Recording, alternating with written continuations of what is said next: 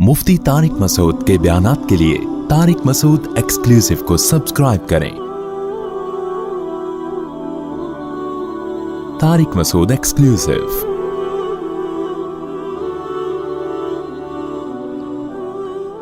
तो कुरान ने क्या कहा, कुलू मिन अत्तय्यिबात। इस्लाम ने सिर्फ सफाई की मुबहम बात नहीं की, इस्लाम ने एक एक चीज में डिटेल में जाके हमें बताया।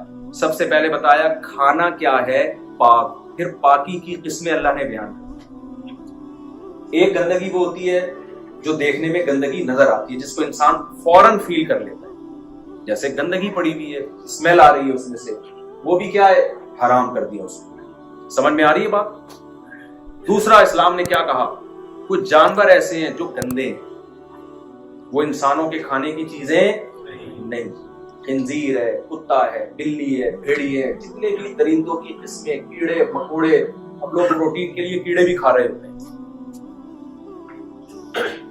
आप कीड़े खा रहे हो यार, आप कुत्ते बिल्ली खा रहे हो और आप कहो कि मैं साफ सुथरा हूं, ये ज़बानी दावा है, आप सफाई के मयार पे नहीं उतरते। इस्लाम ने कहा कि खाना पाकीज़ा चीजें, फिर पाकीज़ा चीजों को एक्सप्लेन कर दिया। हलाल जानवर खा सकते हो, हराम जानवर नहीं खा सकते। फिर हलाल जानवर में भी इस्लाम ने आपको बताया मुर्दार नहीं खा सकते, जो अपनी मौत मर गया हो। कोई जानवर मर गया, आपने उठा के कबाब बना के खा लिया उसको, ये ना, ये इंसानों के खाने की चीज बोलो, उसको ज़बह करना है ताकि उसका गंदा खून उसकी बॉडी से निकल जाए। खून गंदी चीज है, कपड़ों पे लग जाए तो नमाज नहीं होती। अहनाफ के नजदीक जिस्म से निकलने से वुजू भी टूट जाता है उसका, इमाम शाफी के नजदीक नहीं टूटता, लेकिन इस पर इत्तेफाक है कि कपड़ों पे लग जाएगा तो नमाज बोलो नहीं होगी। इस गंदी चीज को आप हलक में कैसे उतारोगे भाई। इस्लाम ने कहा कि जब जानवर तुमने खाना है तो क्या करना है, ज़बह करना है। इतनी सफाई है दुनिया की किसी मजहब। फिर इस्लाम ने एक और पाबंदी लगाई कि सिर्फ जी कितना टाइम, अच्छा नमाज का टाइम हो गया, तो हम नमाज पढ़ लेते हैं, अगर इजाजत हो तो नमाज के बाद थोड़ी देर बैठ जाएंगे। क्या ख्याल है भाई? नहीं, ये इंतजामिया से पूछे, आप लोग ना बताएं जी। नहीं, अगर ऐसा कर लें, ईशा की नमाज पढ़ लें, उसके बाद अगर लोग बैठना चाहें वो ज्यादा आसान है, तो हम नमाज पढ़ लेते हैं ताकि नमाज का टाइम आगे पीछे। आप लोग बताओ ना भाई। नहीं, मैं फिर जो है ना, मेरा टॉपिक बाज़ दफा कुछ मुझसे नहीं, फिर वो जब मेरे दिमाग में बोझ रहेगा ना, तो मेरे लिए उसको समेटना बहुत, मैं 15 मिनट ही लूंगा नमाज के बाद, लेकिन फिर एक फ्री हो जाएंगे।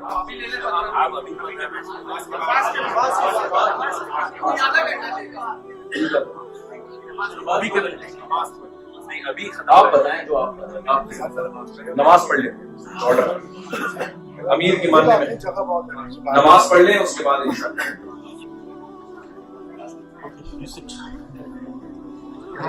चले भाई।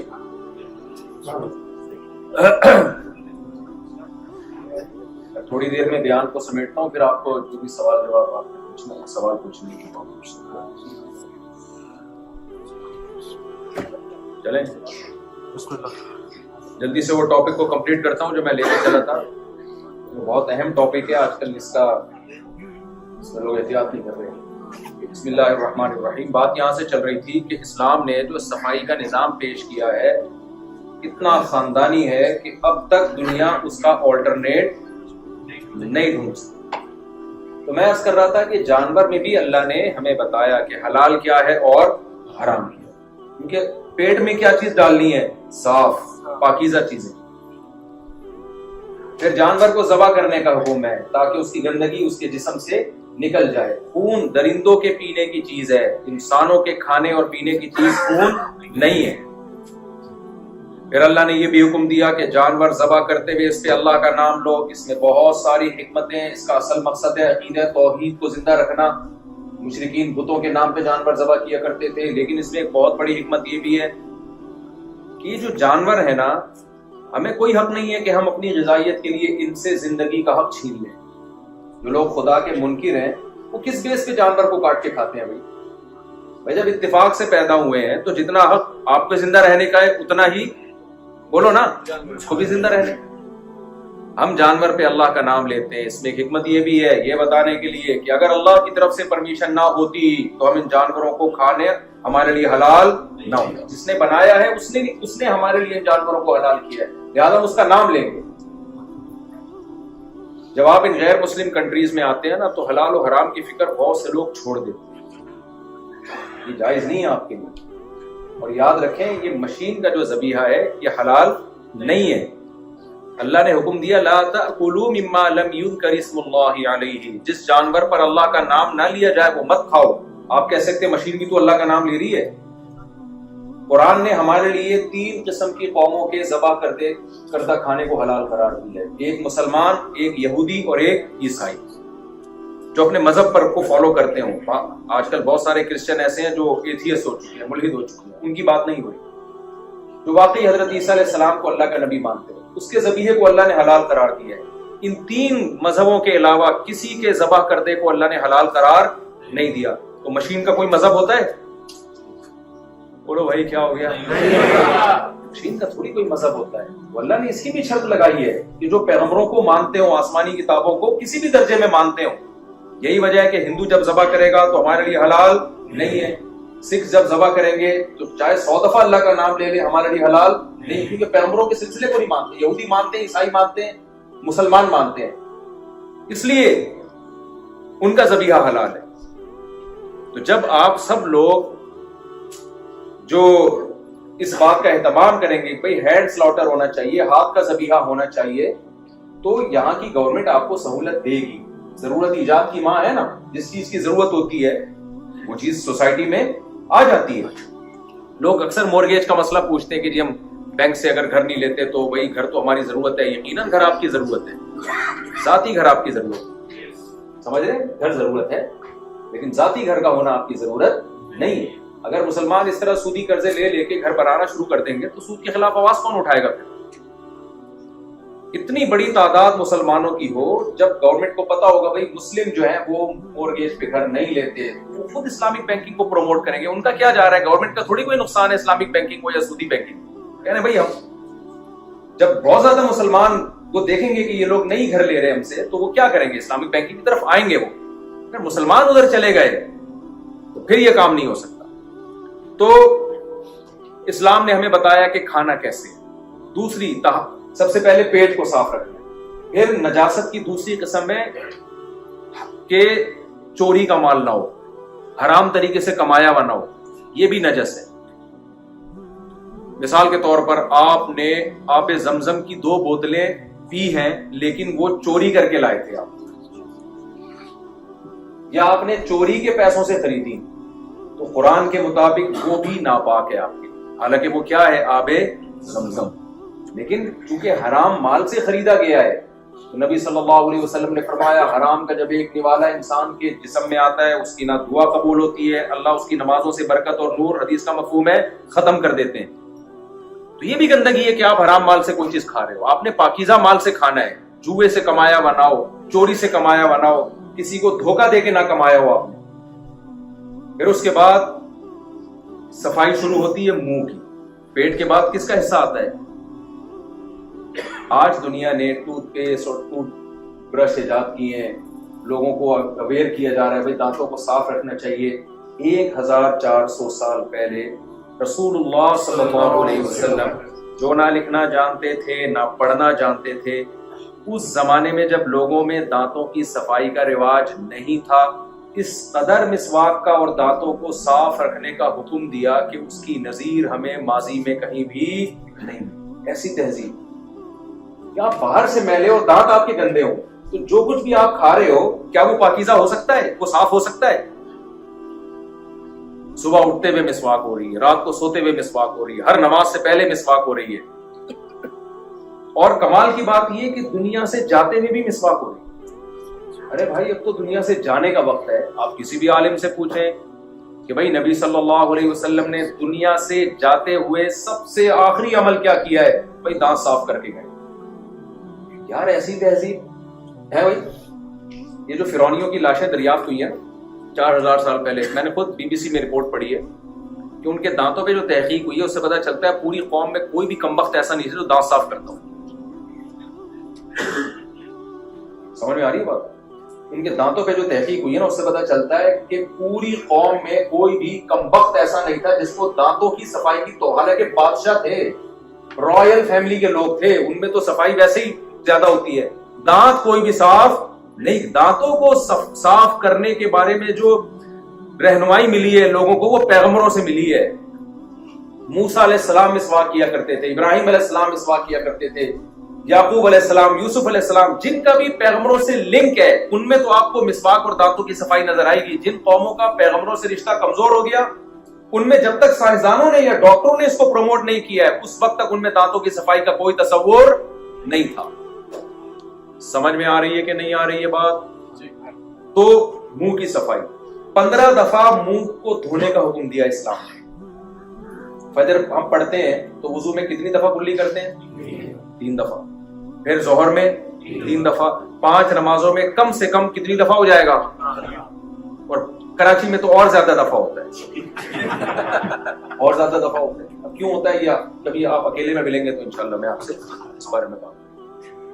ہر بات کھلے میں نہیں بیان کی جا سکتی، چھاؤں میں، کیونکہ غذائیں ایسی ہیں نا کہ وضو کا ٹھہرانا بہت مشکل کام ہے، بہت مشکل.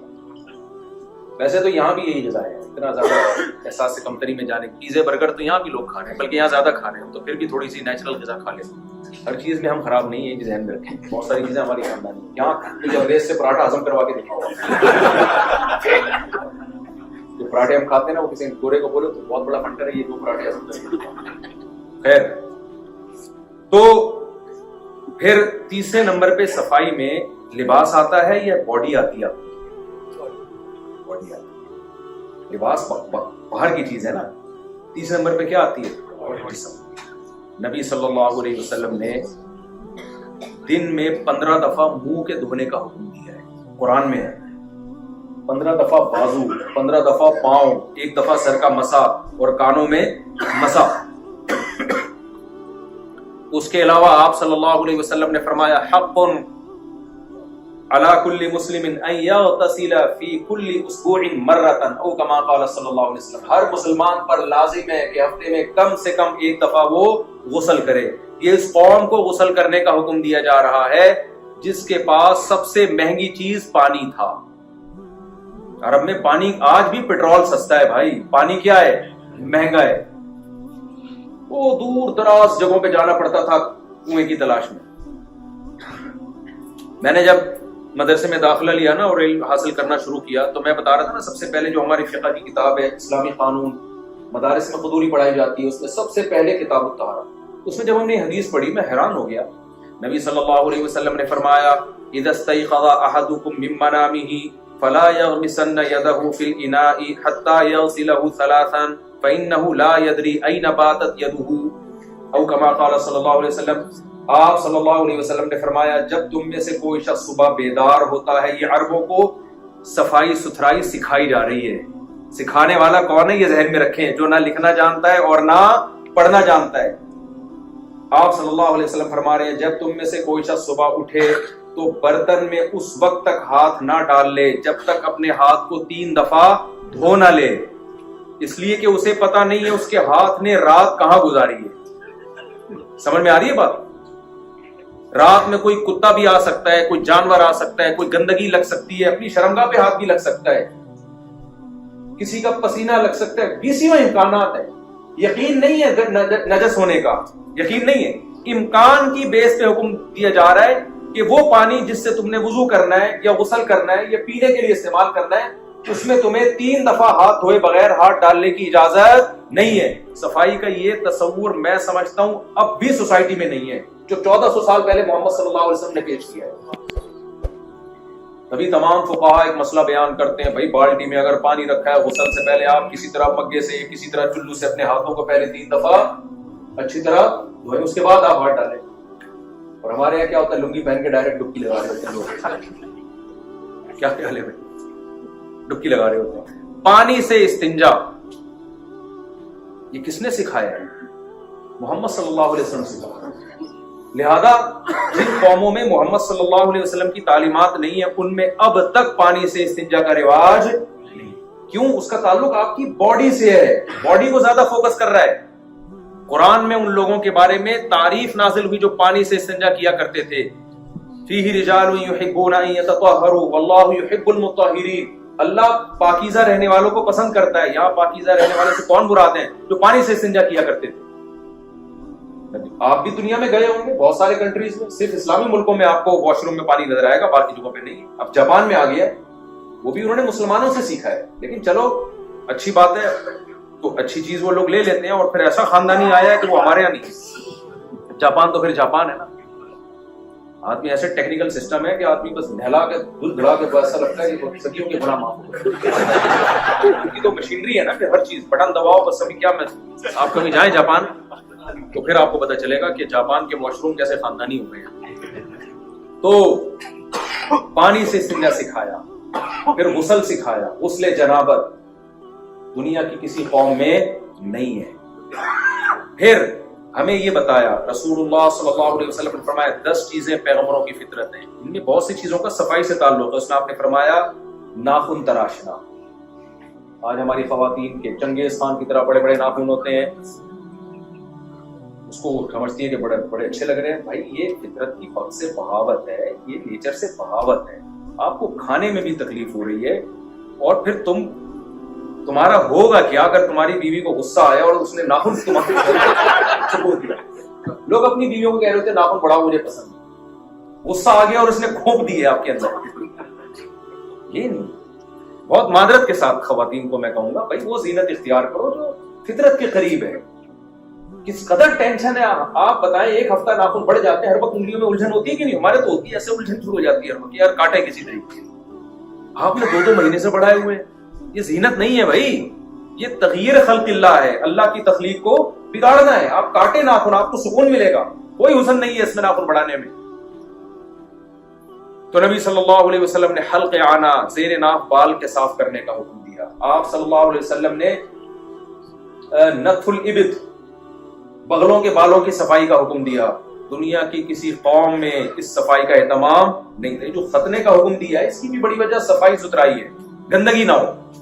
یار یہ 1400 سال پہلے تعلیمات دی جا رہی ہے جو اب تک بھی دنیا کی بہت سی پڑھی لکھی قوموں کو یہ تعلیمات سمجھ میں نہیں آئی. ابھی تک فالو نہیں کیا جا رہا ان کو، کیونکہ ان سب چیزوں کا تعلق آپ کی باڈی سے. پھر ہے لباس کی طہارت. کیسے خاندانی احکام دیے. کپڑوں پہ گندگی لگ جائے تو نماز قبول نہیں ہوگی، اور 5 ٹائم نماز پڑھنا آپ کی ذمہ داری. جب 5 ٹائم نماز پڑھنی ہے تو کپڑے ناپاک رکھ نہیں سکتے آپ. پھر گھروں کو صاف کرنے کا حکم دیا. فنائے دار گھروں کے باہر کی صفائی کا حکم دیا. ابو داؤد کی حدیث ہے آپ صلی اللہ علیہ وسلم نے جوڑوں کی صفائی کا حکم دیا غسل کے دوران.